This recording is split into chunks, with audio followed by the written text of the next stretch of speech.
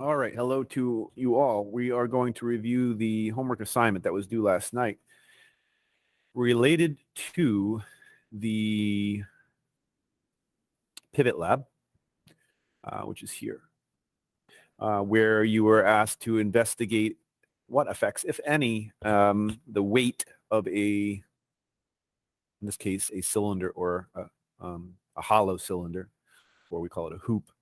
Usually this one in the middle is called the hoop. Even that would be called hoop. They don't usually call that a hoop. They would probably call it hollow cylinder. Usually they reserve the word hoop for the thin ones, but they are hollow and they're cylinders, cylindrical in shape.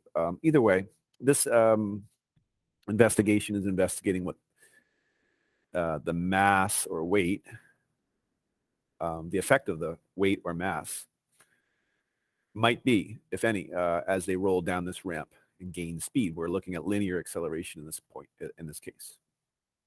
Trial 2 is investigating what effect there may or may not be on the radius of the hoop. In this one, they were careful to make the masses actually the same. The smaller ones actually have a thicker plastic on the edge to make up for their fact that they have less circumference, where this one would usually weigh more because it's more material, but they made this made out of thinner edge here, thinner material. Anyways, they all have the same mass. Really, they're investigating the radius alone.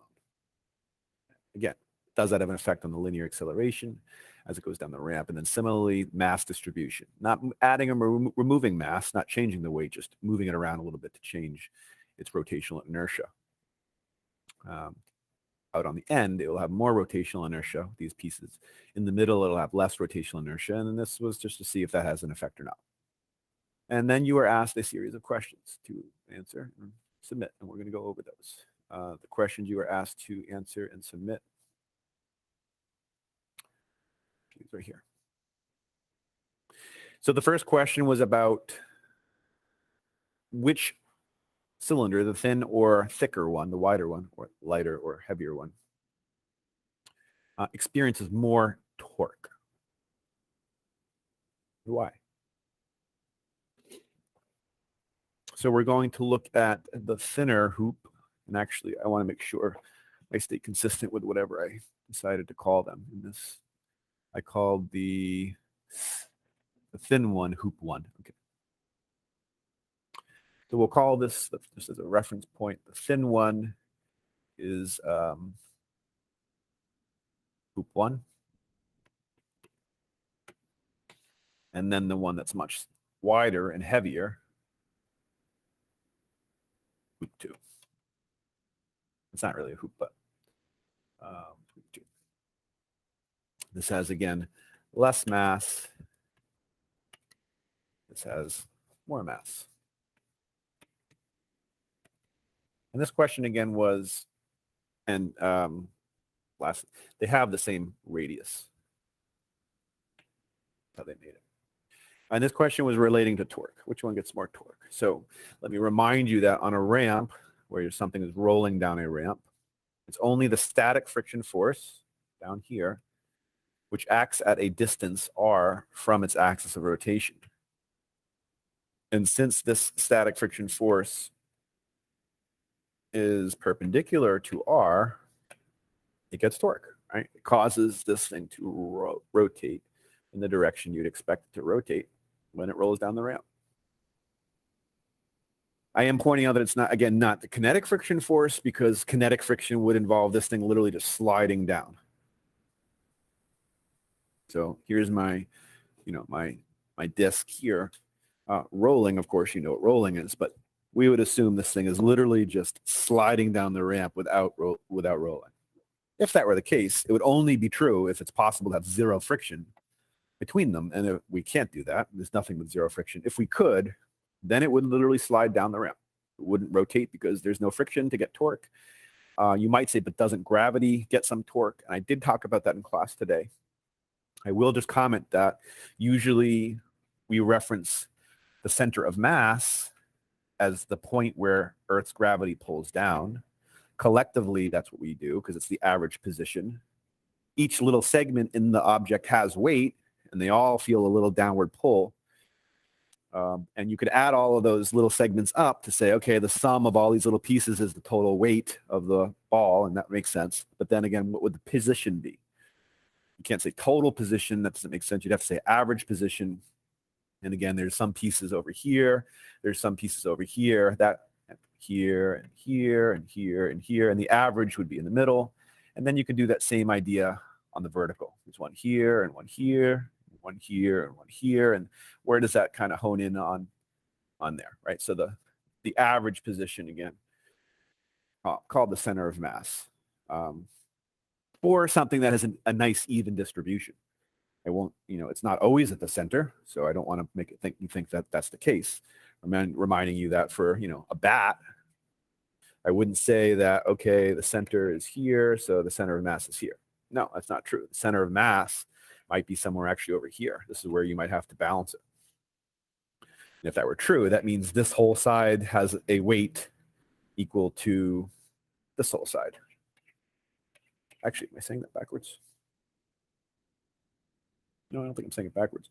It's just that I drew it much too far. It would be to the left, because the heavier side, which is the left side, would have to have a smaller distance from this center of mass point than the lighter side. The lighter side would be able to have further distance. I just drew it much too far. Don't want to make things all the way over there. But anyways, with objects that have equal distribution of mass, things that have mass evenly distributed, and most of the objects, for sure, all of the ones they're going to mention on the AP exam are, like the sphere, like it's got perfect symmetry. The disk has perfect symmetry. The hollow one, perfect symmetry. These are all symmetrical. So you don't have to worry about any strange mass distributions unless they give you this one, which we talk about later. So with that said, the reason I'm saying that is because, again, Earth's gravity does not get any torque. You should know that. Earth's gravity gets zero torque. Why? Because you usually think of the overall, sum of all of the gravity forces on all the little pieces as collectively a downward pull at its center of mass. So if we usually write the weight of something is pulling from the center, why that keeps popping up. And remember, there has to be an R for something to get torque. There has to be a force applied some distance away from the center. If this isn't being applied at the center, what is the distance from the center, which is the axis of rotation? There is no distance. R is equal to 0. There is no leverage. There's no torque.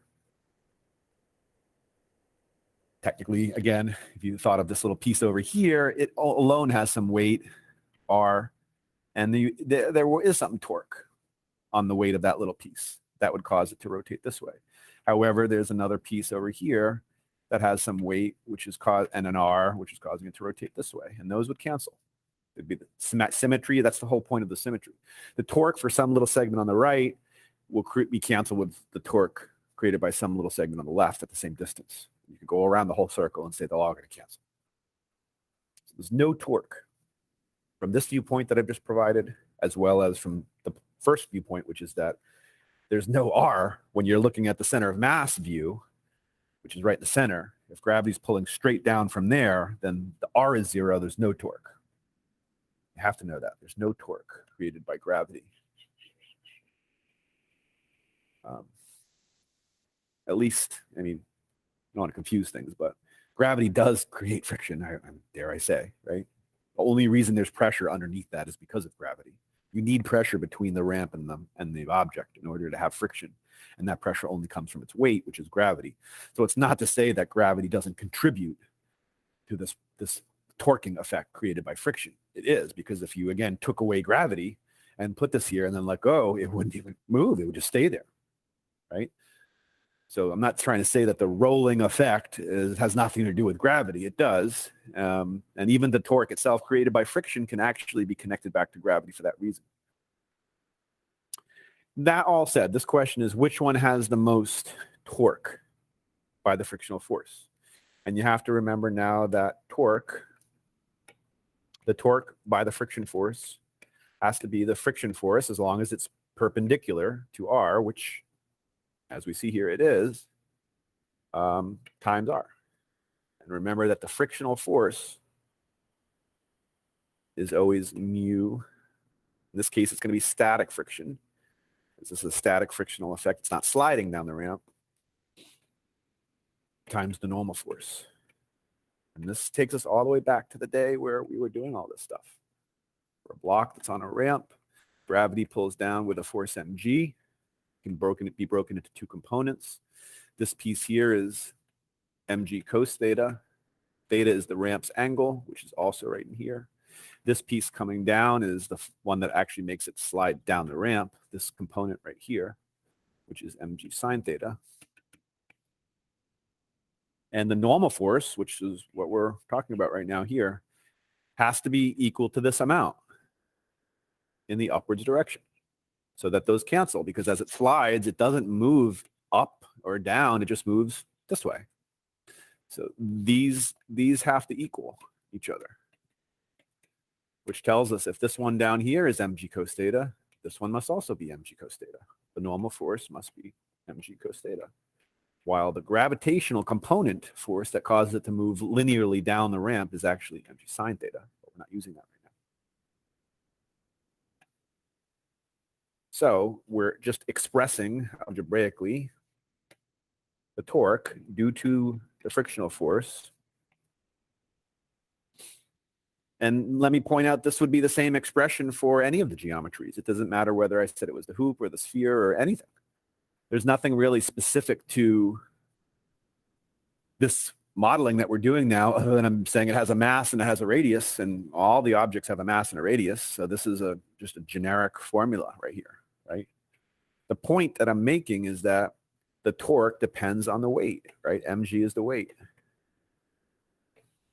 And mu, we're assuming, is the same. We're assuming if these things are racing down the same ramp and they're all made of the same materials, which they were all PVC or all red plastic, we're assuming it was all the same material and the same ramp, then mu is not of interest because that doesn't change the torque that they're getting because they all have the same mu. They all have the same textural interaction with the ramp.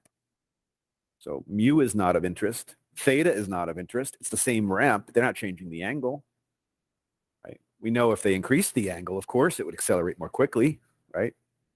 Because g cos theta would increase because there's more physical force pulling the object down the ramp from gravity if you increase the angle. Anyways, theta is not of interest, but r is as well. R is potentially of interest. So these two pieces, I can point out that the torque due to the friction force is proportional to the weight,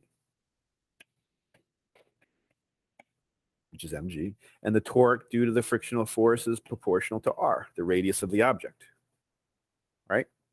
So for this particular exercise, we started with these two objects that had the same radius, right? So that means any differences in torque can't be due to the radius. They have the same radius, right? We see them both drawn on the top of my screen. So the only difference in torque must be due to any weight differences. Do they weigh different? Yeah. This one over here has the most weight. Weighs more because it's just longer. It's more material. It's heavier.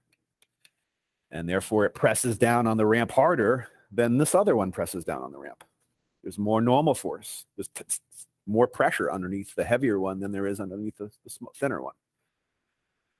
So the torque, the extra torque that's coming for this longer cylinder in the middle is strictly due to its weight. That's the answer to first one, because of the weight. Yes, it gets more torque because of the weight. Not because of r, not because of theta, not because of mu, not because of g. Those are all constants as you compare the two. The next question was which object has more rotational inertia, I believe. I think that was the question. Sure was. So let's tackle that. This one again is your thin one. We called that hoop 1. Then we called this other one hoop 2, which was here wider. All right, so rotational inertia for a disk. I want you to know that these charts you don't have to memorize, and they're easy to find. You can Google moment of inertia. Remember, the other word for this rotational inertia is moment of inertia. You can Google that very easily to find these formulas. You don't have to memorize them. They'll give them to you in the problem if they feel that they're necessary. They're not on your equation sheet. They'll literally place the formula in the problem. That said, I did post this for you guys. You need to be aware of it there. So we can see that the object we've been referencing is on the top left, solid cylinder. No, sorry, take that back. These are the ones that are hollow, the hoop. So the rotational inertia for this hoop, which is the greatest out of all of these, because you can think of this coefficient as the number 1, right? The coefficient here is 0.5. The coefficient over here is 0.4. So out of these 3, and I'm telling you that these are the 3 that come up on the AP exam, they might mention the rod. They're never going to roll a rod down a ramp. I'll tell you that. When they talk about rolling down the ramp, it's these 3 that they talk about right here. You'll see rods and beams turn up, but it won't be in reference to a rolling problem down a ramp. So out of these 3, this one has the most rotational inertia. Its coefficient is the number 1 because all of its mass is stuck on the outside. And rotational inertia depends on how far away from the axis of rotation the mass is placed. Objects that have a mass more smoothly distributed, some parts of its weight are towards the center, are easier to rotate than an object that purely sticks all of its weight out on the end. Anyways, this is the one we're using, I equals mr squared. And that was the question. Which object has more rotational inertia? Which in this geometry depends just on the mass and the radius. We know that they both have the same radius because we could see that in the image. They were all the same width. They only varied in length in this direction. So R is not of interest in comparing that property for rotational inertia, only M. So the one that has the most mass will have the most rotational inertia, right? Because again, it's heavier. Things that are heavier are harder to rotate than things that are lighter, assuming they have the same geometry and the same radius. You have a heavier wheel and a lighter wheel, and they're both the same diameter. The heavier wheel will be harder to get rotating. There'll be more resistance to its rotation. It's true that you get more torque when trying to turn the larger wheel because it's physically wider. And so when you apply a torque to it by putting your hand on the edge, you're getting more torque. That doesn't mean that the rotational inertia is not greater. It is. Rotational inertia is still greater for the larger objects. So that's the answer to that. Hoop number 2 has the most rotational inertia due to its mass. Right? Now, when we look at those 2 results, the first one was indicating that this one here gets more torque,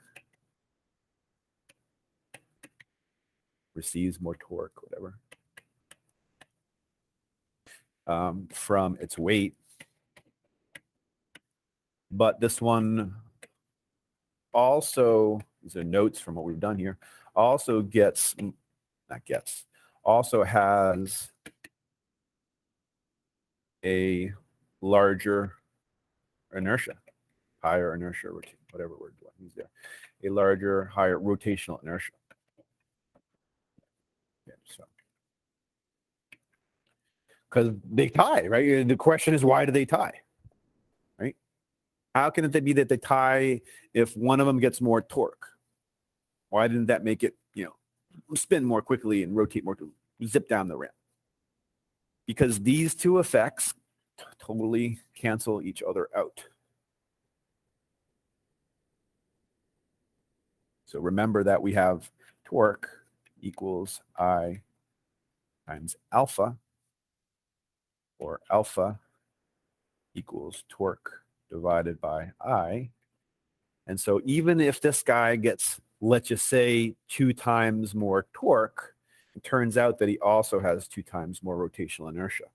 So if the numerator increases by a factor of 2 and the denominator also increases by a factor of 2, well, that's a null result. One of them, the top one, the torque doubling, promotes its angular acceleration, but the rotational inertia doubling reduces its rate of angular acceleration. You double something and then cut something in half, it's essentially, which is dividing by 2. There's no overall effect. So these both would rotate with the same angular acceleration because of all of the similar radius. Because we're going to come to that next. If the radiuses weren't the same,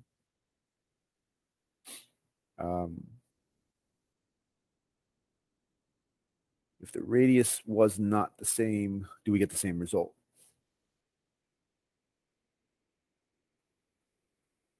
And I actually will throw this out there that for linear acceleration, again, we're using A equals R alpha.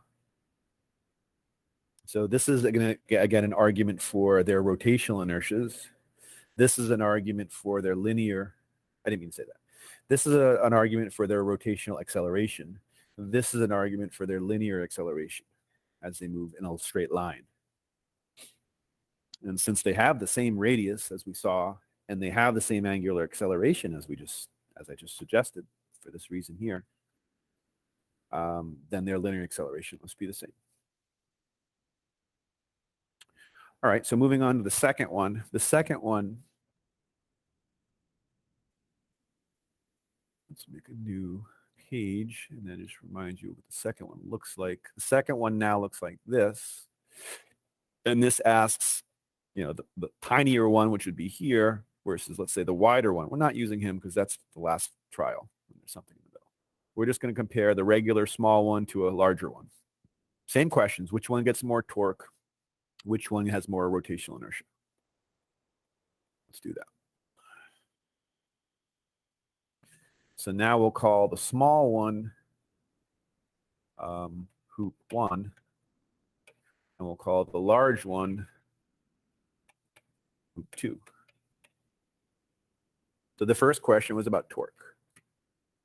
So remember what we had just been saying, that the torque, due to the force of static friction, is equal to the coefficient of static friction times whatever they weigh times cos theta, where theta is the ramp angle, g is the acceleration due to gravity, m is their mass, mu is the coefficient of static friction dependent on the material that the ramp and the hoops are made of. Remember that they made it so that the masses were the same. They made it that way. They didn't have to, but they did. They made it so that the one that was actually wider in diameter, like this, was very thin on the edge, and then that the one that was smaller had a much thicker edge, so that the same amount of material and volume was being used for both. So they had the same weight, the same mass. Just pointing that out. So after we pointed that out, let's tackle this. We know, again, that the torque, I forgot something. That's just the force. That's just the force of static friction, which again is perpendicular R times R, right? So now, again, these are not of interest because they're the same as we compare. Not of interest, not of interest.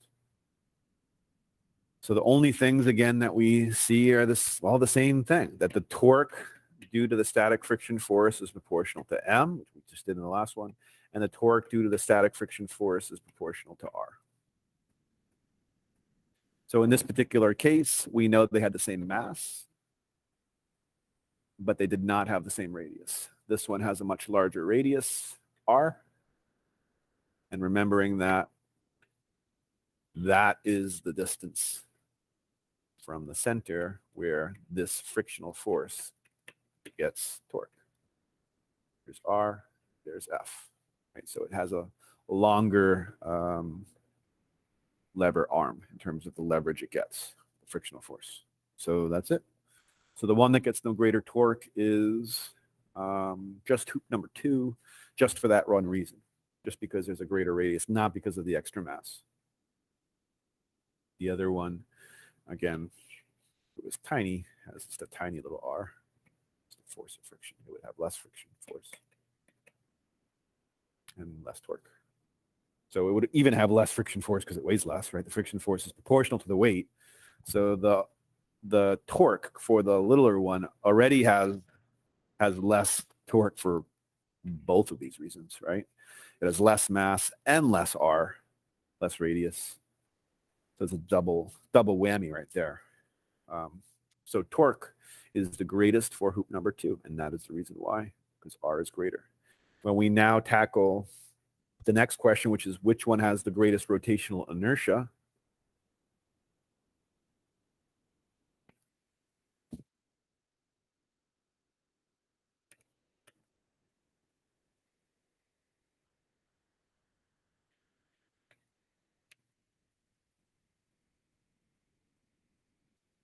Again, for this problem, for this geometry that this particular lab used, this was the formula. Just remember, there could be other coefficient. Technically, there's a coefficient of 1 hiding here. The others, might be 2/5 or 2/5, 1/2, I guess, are the other two that we have to be aware of. But anyways, this is the rotational inertia formula. We recognize, again, that the rotational inertia is proportional to the mass and it's proportional to the radius squared. Since they have the same mass in this second trial that we saw, for the reasons I already described, then that's out. And they do not have the same radius. This one is actually has a larger radius than the smaller one, which over here is pretty tiny. And so there's more resistance to rotating it, not because they weigh different. This is again about where the weight is, because again, they made them so they have the same mass, but it just spread out further. That makes it more difficult to rotate by a factor of 4. If the diameters were different by a factor of 2, just pointing that out, if this one was twice as wide as this one, which not really in my picture, but close, then r squared, 2 squared, the rotational inertia would be 4 times higher for that wider hoop. So in summary, we see that the torque, this guy gets more torque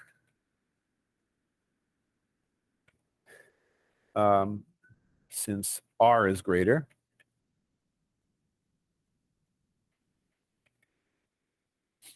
This guy also gets, I can say gets more, has more rotational inertia for the same reason.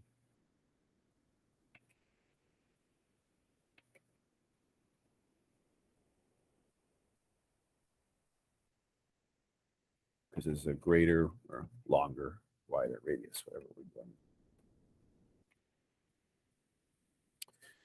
So we have to try and think, if I were to now come over here,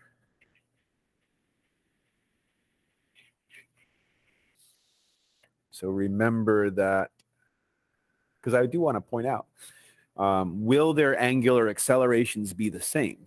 Their angular accelerations, not their linear accelerations, which we experimentally know is true because they kept up with each other neck and neck. But think of what's going on with my marker. Think of somebody running down a ramp that's 6 feet tall, racing against somebody who's 2 inches tall. Whose legs have to move faster? And I don't mean the center of mass of their body. If it's a neck and neck race, then their center of mass is moving down the ramp at the same speed at all times because they have the same linear acceleration. But whose legs are... This little guy has to go through so many more steps. For each one step that he goes through, he might have to do 5 different steps. It's like when I run with my son, much taller than him. Boy, his feet are really going, but mine are going much slower. Yet our bodies are going at the same speed, right? So the back and forth of the legs is like how many rotations you have to do to keep up with the bigger guy. right? So from an angular point of view, a rotational point of view, this one on the left has to rotate more quickly. It has to go through more rotations. Because even if we painted it, imagine putting paint, really all wet paint on this, placing it here and then rolling it, right? For each, if 2 pi r, which is the distance around, was, I don't know, 2 feet, let's say, then for one full rotation, it would move 2 feet, right? Where for the much larger one, if it's a 2 feet thing that, they both have moved 2 feet. Now this guy is, also 2 feet further. He hasn't rolled a full rotation. His circumference is much wider or much longer, right? Because his diameter is much wider. He might only have to do a half a turn or a quarter of a turn to do the same 2 feet. So in the same amount of time that this little one has rotated a full rotation to go 2 feet, this other one has had to just do a little bit of a rotation. That's like me running with my kid. In the same 2 seconds, like he's gone through four swings with his feet, strides, I guess if you want to call it that. I've only gone through 1 or 2. That makes sense.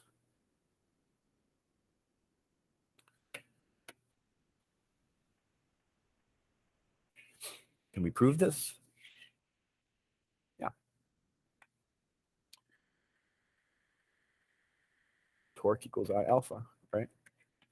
So alpha should be equal to the torque divided by I. And we know that the torque was mu mg cos theta times r. You can think of these as mg, those are all 3 separate things, times r, over mr squared, because that's the rotational inertia for hoop. We see that the mass is canceling away, which indicates their angular accelerations may differ, not due to weight, not due to the coefficient of friction, not due to the ramp angle, only due to r. We have an r on the top and an r squared on the bottom, which tells us that the angular acceleration should be, well, interestingly, that's two of the same signs, the proportional symbol and the alpha symbol. So I will make it smaller. The angular acceleration is proportional to 1 over r, right? So that means the smaller one, like we talked about, has a higher angular acceleration. It's rotating more quickly. It's gaining rotational speed more quickly. If you froze the video at a certain point and someone said, which one has a greater omega at that moment? It has to be the smaller one. Smaller ones, edges are rotating much, much faster than the larger ones, while their center of mass is actually moving forward the same distance in some amount of time. Linear accelerations are at high, right? Now for the third one,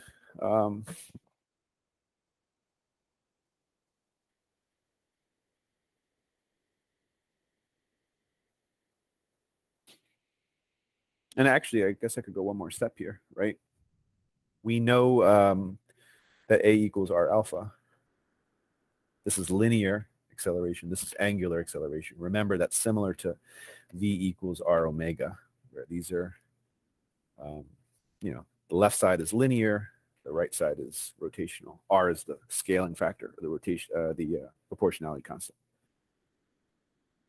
So all I'm pointing out is if we were to use A equals R alpha, if we already have established that the alpha is equal to 1 over R, and then I take A equals R alpha and I solve it for alpha, I'd end up with alpha equals A divided by R, right?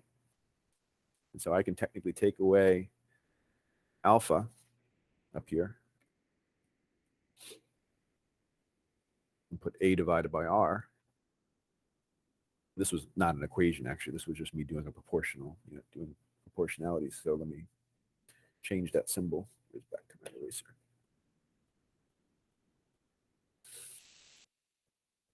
You'd notice that if these R's cancel away, right? If I multiplied R to both sides, they're gone. So that just means A is not proportional to R. If it vanishes, it means there is no connection. So their linear accelerations, again, should be the same, though the smaller one should have the greater angular acceleration. Again, the linear acceleration being the same is because the wider one, though it has perhaps twice as much torque, it also has twice as much rotational inertia. And from Newton's second law, those should cancel out, and they should linearly keep up with each other. At any given moment, their linear speeds, v, would be equal. If they're neck and neck, that has to be true. Because in any amount of time, they both move the same distance forward in that amount of time. Speed is that distance divided by that time. It's the same distance, the same time, must be the same speed. At any given moment, the instantaneous speeds are the same. And so are the accelerations, which are constant. Just like a block sliding down a ramp. All right, and then we move on to the last piece. So at this point, again, we've, at least back to the original lab, there was no discovery of any effect on linear acceleration. Weight didn't matter. The width, which is connected with weight, but I don't know how they'll pose it to you. Just know a wider one is heavier. Width, weight, doesn't matter. Radius, doesn't matter. Which again, I don't think many people would guess that. I really don't. I certainly didn't. When I was learning this, I was very surprised by these results. Up to this point, scratching our heads. So now we'll look at the last one, mass distribution. Where do we place the mass without changing the radius of the actual object? We're not going to change the radius. It's still going to be the same hoop. And we're not going to change the mass. We're just going to move some stuff around. Put some stuff on the outside that used to be in the middle. Right? And see, does that have an effect? And we did see that it had an effect. The one that has the masses on the outside has more rotational inertia. Because remember, the rotational inertia depends on how far away the mass is. I know that R just represents R, and you'd say these are the same R. But these formulas are derived from calculus. And from calculus, you break up the object into small pieces, and you figure out how much rotational inertia each little piece contributes to the total rotational inertia of the object. And you write them all down, each mass, each R. Parts that are really close to the center but not in the center have a tiny r, but it's some mass. You do mr squared for it, do another one for the outside segments, and then add them all up. It's called an integral in calculus. The result of doing that integration is 1/2 mr squared. So you should know, again, that just generally speaking, since the weight is more of the weight or mass is stuck on the outside, you'll have a greater rotational inertia, comparing, for example, this one to this one. If these had the same weight, this one has all of its weight on the outside. And though you would say R's are the same, that's true. That's just the overall R for the object. That's why their coefficients are not the same. That's why this has a 0.5 coefficient and this has a 1 coefficient. Because this one has all of its mass out here, that affects the coefficient and causes us to have a rotational inertia equation that suggests that this one's harder to get rotating than this one. So in theory, again, the one where it's on the outside should have been slower to get moving. And when we did this, it was a significant effect. It was 1.1 seconds from my memory for this to get from here to here. No, take that back. It was like 1.3 seconds longer. The first one I think we saw was 1.1 seconds. So this one zips down in 1.1 seconds, while the other one takes 0.2 seconds longer, indicating it was more slow in its motion to get down, because it took 1.3, I think, to get down. All right. Now let's address the questions. Which one creates more torque? Additionally, which one has a larger angular acceleration? I guess we'll call this one, these things in the middle like this, hoop 1. I believe we had done, but and then when they're kind of spun along that screwy thing that they have there, this is like a threaded bar, and they're on the outside, we'll call that hoop 2. All right, torque. Well, we said torque, again, from the static friction force, depends on the coefficient of static friction, not of interest. Depends on their weight, which could be of interest. Again, mu is not of interest just because they're all made of the same material. This is, in fact, the same object. So the outside of this object is certainly the same as the outside of this object. And the ramp's the same, so mu is the same. And then we have cos theta, again, not of interest because the ramp angle is the same because they're going on the same ramp. And R. And well, we're left with realizing that the R, because R, again, if this is going down a ramp, is still, if this is the friction force here, it's still just from there to there. And for this one too, it's the same thing. It's from there to there. There's the friction force. Right? So and they weigh the same. You're not taking any mass out of that or adding any or removing mass. So they have the same weight, not of interest. They have the same radius, not of interest. So there's nothing of interest here. Comparatively, they are the same object from this standpoint, yet they are not. There's something different that is causing the result to be different for how long they take to get down the ramp. They did have different linear accelerations. But from this point of view, from torque alone, there's no difference. Torque due to the static friction force is the same. They weigh the same. It's acting at the same distance r. It's the same ramp and the same material. These have equal torques generated by friction. Let's move on to the rotational inertia, which now, remember, what we would do is for this system, we would say this is the rotational inertia of the hoop plus the rotational inertia of the point masses. And the point masses that I'm referring to are these. These are considered point masses. They're small. I mean, they're not really, but we're approximating it. It's relatively small in comparison to the radius of the hoop, which is the necessary requirement for considering an approximation as a point mass. It's these little guys. So we know that point mass, remember the formula for point mass rotational inertia is just, I don't know, I just did that, point mass equals the sum of mi ri squared. So that would just be the mass of one of these blocks, or one of these, whatever you want to call it, so things, times its distance r, which is from the center out to where they've screwed it to, plus the mass of the other one times its distance, which is the distance here from the center out to wherever they screwed it to.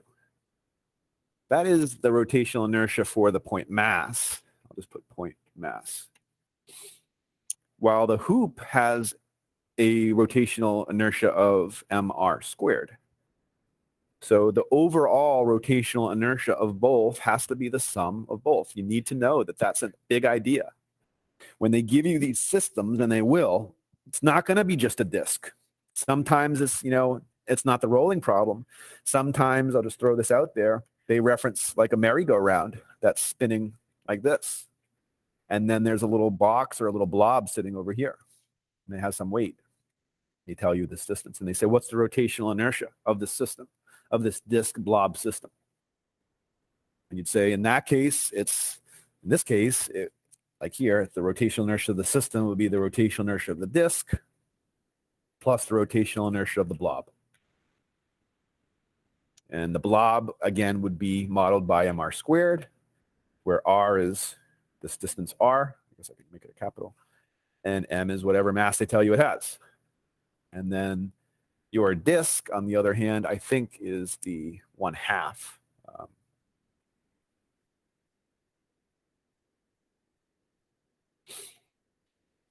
So the overall system inertia in this problem, that's not the lab that I'm just throwing out there, it's just the addition. It's the sum. It just makes sense.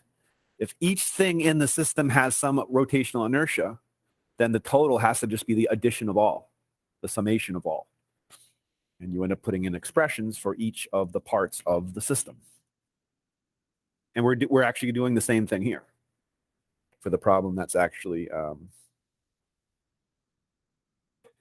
for the part that is actually on our lab. And just reminding you before I erase this, that if the blob is to move instead to a further place, I don't know why I'm calling it a blob. I'm not sure.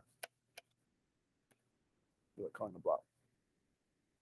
If the blob moves out to here, then the rotational inertia changes, right? This R over here has increased. So it would cause the rotational inertia to increase. If there was a merry-go-round, for example, the engine or the motor that's causing this to turn would feel extra load or strain in trying to continue this thing to rotate if everybody all of a sudden walked to the outside of the merry-go-round, because there's more rotational inertia when they're standing on the edge.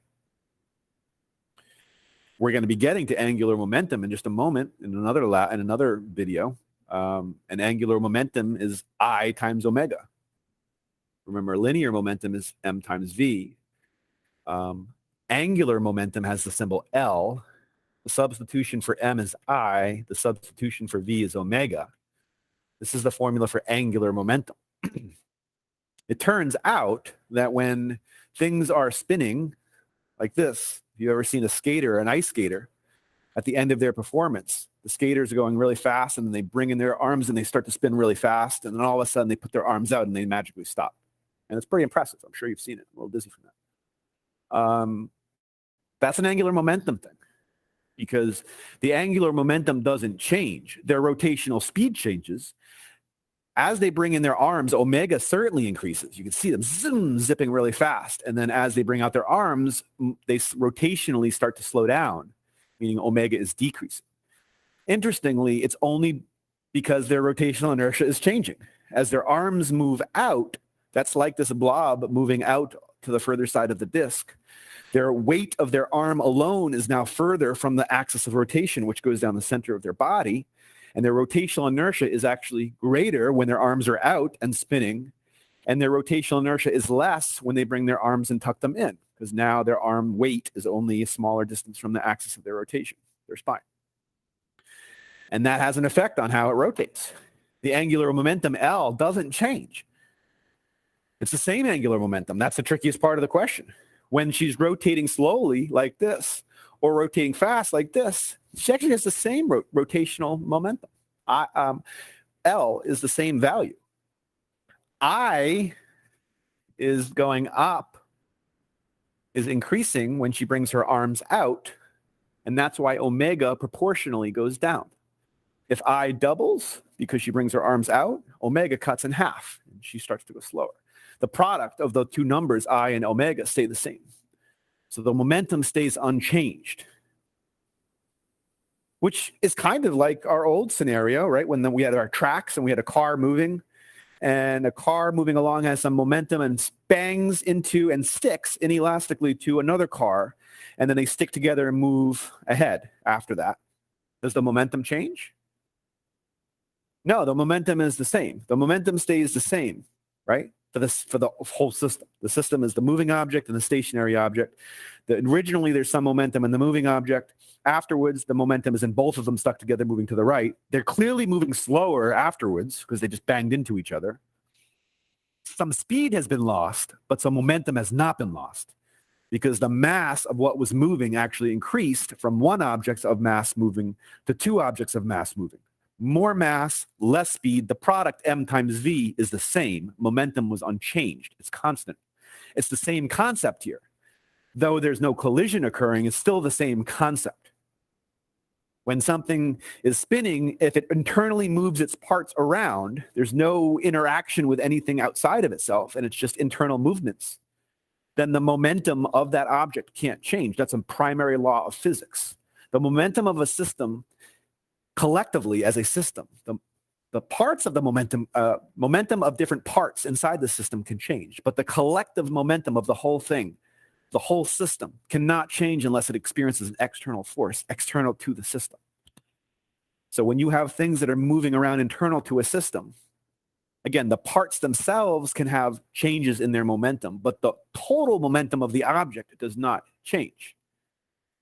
And so what that means, again, is as she brings her arms out, her rotational inertia increases. She becomes more difficult to continue rotating. And that resistance that is experienced once her arms are out causes her to slow down, and omega would decrease. Product I and omega is still the same. It's like saying, I is originally 2 and omega is originally 5, and we get a product of 10. And then she brings her arms out, and I increases to the number 5. Well, omega is going to then therefore decrease to the number 2. Product is still 10. Yeah, that's what we mean there. And again, it's the same thing as the inelastic collision. Momentum is constant. The speed is decreasing. The momentum is constant. I might as well have squeezed that in there. It didn't belong, but why not? You needed to get that lesson, at least as an idea. And I have a disc, which I wanted to use today, but didn't have time. It's a physical disc that people stand on and spin to demonstrate that for you. All right, so that's a lot of extra, but important. It's all going to be on the exam. So for this problem, back to the lab, the moment of inertia of the hoop was mr squared.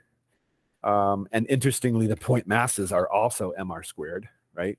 Where this is the mass of the hoop, so I'll be careful to put an H there, where this is the mass of the, I don't know, metal, whatever that metal piece is, times r squared, plus the mass of the other metal piece times r squared. So if I was modeling the rotational inertia of this whole system, which we're defining as the hoop plus the bars, or in the lab, it was the hoop plus Einstein. In this case, we end up with a lot of mr squareds, where r, though, for this is not the radius. It doesn't have to be, this r here does not have to be, it's not the radius of the hoop. This is where the metal is actually located, which was adjustable. Right? So when they threaded that to the outside, these two terms here increasing the overall rotational inertia of the system. The mass of the hoop doesn't change when you change the screws, and the radius of the hoop doesn't change. That's a fixed, that's a constant. But this part is variable, depending on how you set it up. And when they threaded it again to bring those things to the outside, the rotational inertia increased. The torque, again, as we said previously, is the same for both. Yet the rotational inertia certainly is not. The rotational inertia this is more rotational inertia.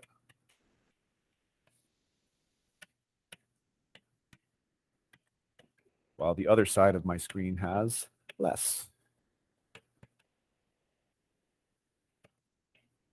Rotational, and that visual that I'm hopefully giving to you of the skater spinning is good to remember, right? Because we've all seen it. We've all seen the end of those things. They spin and all of a sudden they start to rotate so rapidly. Wow, that's amazing. I remember being a kid saying, how does that work? That's amazing.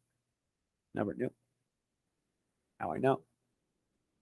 That's a good that's a good thing to remember, because if you remember that as she puts her arms out, she slows down. And just know that that's because it has to do with the rotational inertia. Then you can sometimes solve some problems. I think on your mock exam, there was a question about a satellite that was spinning, and then it unfolds its solar panels. Well, if it's rotating, as it unfolds its solar panels, its rotational speed will decrease.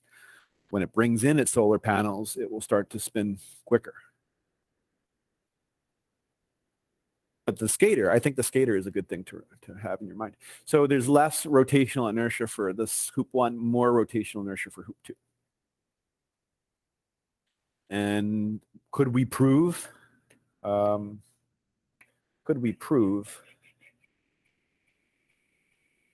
that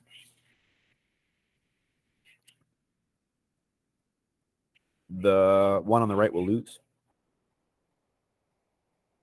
Well, we can try, and you can always try. Torque equals I alpha. Remember that this is the static frictional force, is equal to I times alpha. I'm not going to bother putting that huge expression in for I. It's going to take too long. Just know that if I were to solve this for alpha for this side, I'd end up with this, little f there, divided by this. And we knew that the torque was the same because it's the same weight and it's the same r from the center to the f. So that wasn't of interest. But we do see the angular acceleration is inversely proportional to I. So for the secondary scenario on the right, when the hoop had more rotational inertia because the mass was stuck to the edge, then the rotational acceleration alpha should be less. This is an inverse relationship. And therefore, again, if we say A equals R alpha, if we take away, if we solve this for alpha, we get R divided by A. Again, this is rotational acceleration. This is the corresponding linear acceleration.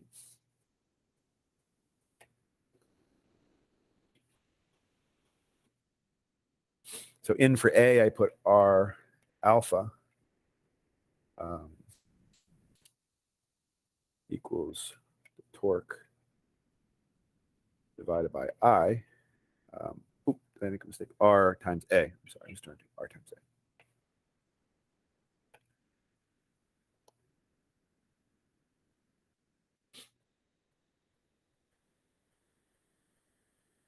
Then let's see what we get. R, remember, R is, although I don't know, and now I'm trying to think, maybe I can't model that unless I prove, put all the other parts in for I. I'm not sure. Let's see. So if we solve for A, I think that's what I was doing. I can just flip both of those if I want. By the way, whenever you have ratios, you can just reciprocate. As long as you do both sides, you can do whatever you want to a formula. As long as you do the same thing both sides. Equally to both sides. Then we'd end up with R over here.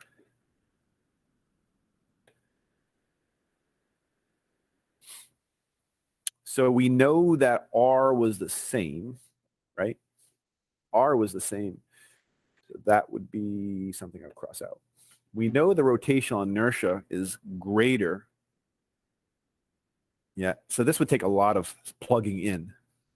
Because at first glance, you would say that the net torque is the same for both, while I is greater for the larger one, which would tell us, yeah, you know what I think I'm remembering for this, because that's not the right result, right? It's not the right result. I'm trying to think. Give me a moment. Oh, yeah, I did it backwards, didn't I? Something wasn't right. Yeah, sorry. I think back here, A equals R alpha, and then alpha equals A over R, not R over A. Oops.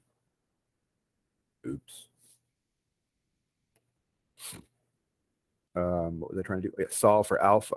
Trying to solve for alpha, which would be A over R.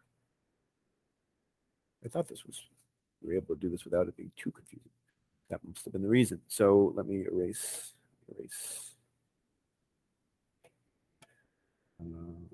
A over R. So where was I? It's just right here. Just this has not R over A. It's A over R. So I didn't have to reciprocate anything. Or the numerator. So sorry. Please forgive me.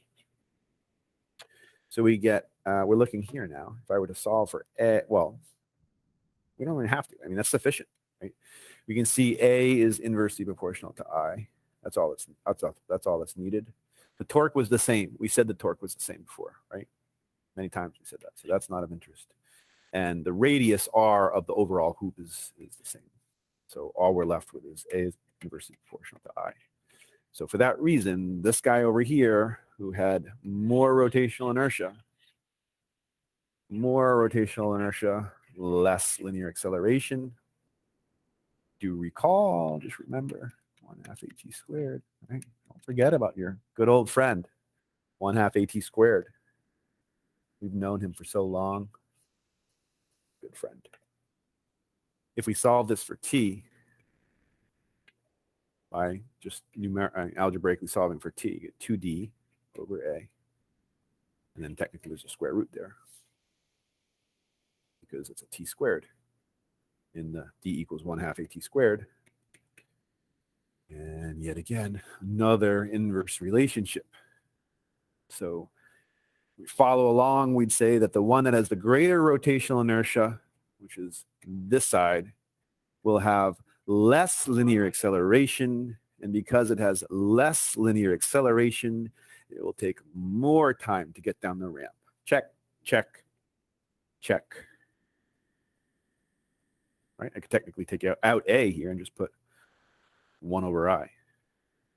Technically. I can do whatever you want. It's medium math. Technically, I can say the time is T2D divided by an A. I'm just putting it as 1 over I, just as a proportional thing. I mean, it's not exactly. It's just me representing A in a proportional way, right? We just had it right here. A is inversely proportional to I, and that would reciprocate my I up, and I'd end up with T is proportional to I. Square rooted, I guess. So that means more rotational inertia, which again was this one, is more inertia, more time. Okay, I think I'm going to end there because it's been a long one, and I'm going to take a break. I will comment on the last part. The last part was to try to derive and prove the order of a race of hoop versus sphere versus disc. It's very common, turns up a lot on the AP exam. Be aware, you do not need to memorize, again, all of their rotational inertias, but you should memorize some things. In fact, how much time is left? What I asked you to do wasn't technically fully correct, but I did it intentionally just to see if you guys could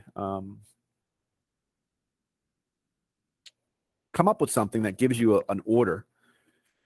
I can comment on that. It's not correct. It's not a correct expression. Like the expressions for A that you get from this are not exactly correct. In fact, let's just do one of them because I don't want to make another video. So let's just say we were looking at the hoop like this. Again, we know that the hoop was mr squared. We know that the force of static friction is mu s times the weight times cos theta. And therefore, we know the torque due to the static friction force is, I'm sorry? Oh, I'd love one. Thank you.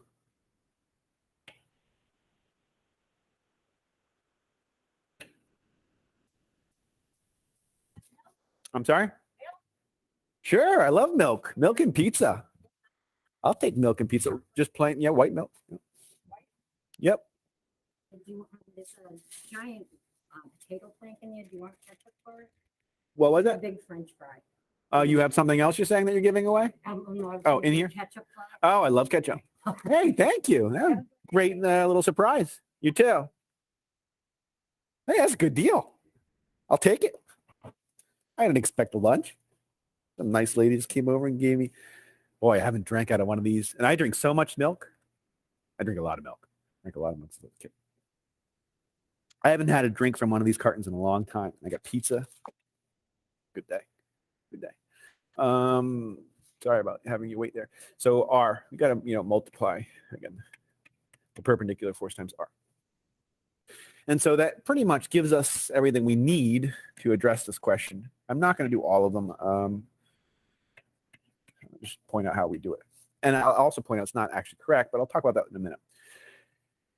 It's sufficient for finding the ranking is all I'm trying to point out of this race. And they ask this question about who wins the race. Does the sphere win the race? Does the hoop win the race? Does the disc win the race?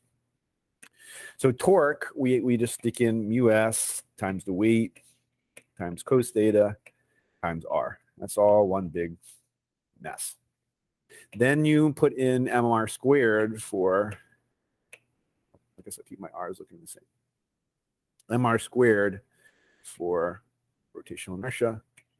And then you have to do A equals R alpha. This is a very useful relationship that you have to know.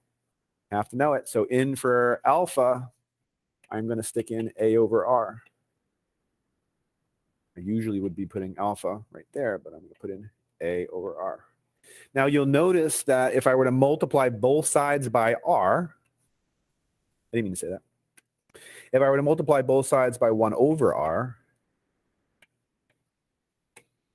they would cancel from this side, And then I'd have an r squared in the numerator cancel with r squared in the denominators. So r is gone. So that tells us that the linear acceleration should not depend on the radius, which we knew that already, right? That was trial 2.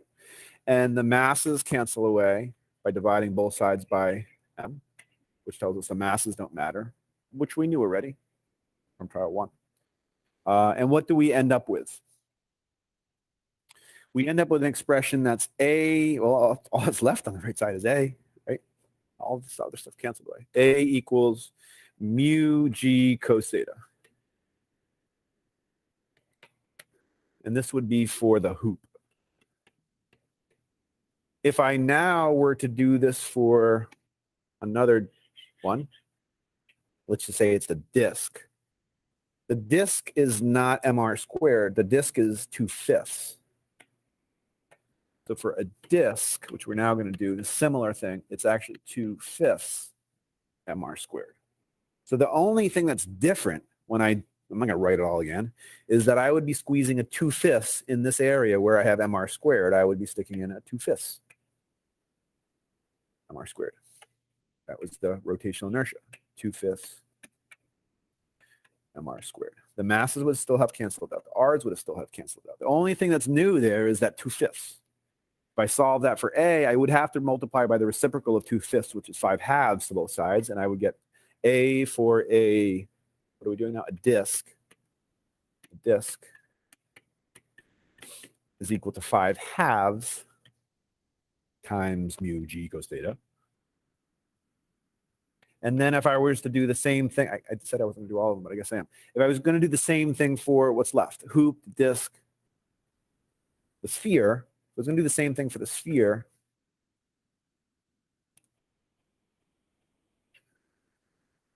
And again, we're just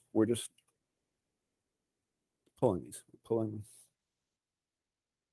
them right from here. For the sphere, we have 2/5. For 2/5, and then the disk was 1/2. So I might have mixed those up. So sorry. 2/5 and 1/2.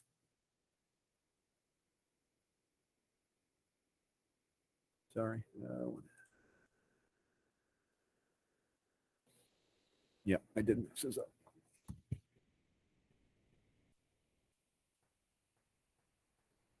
This was the sphere.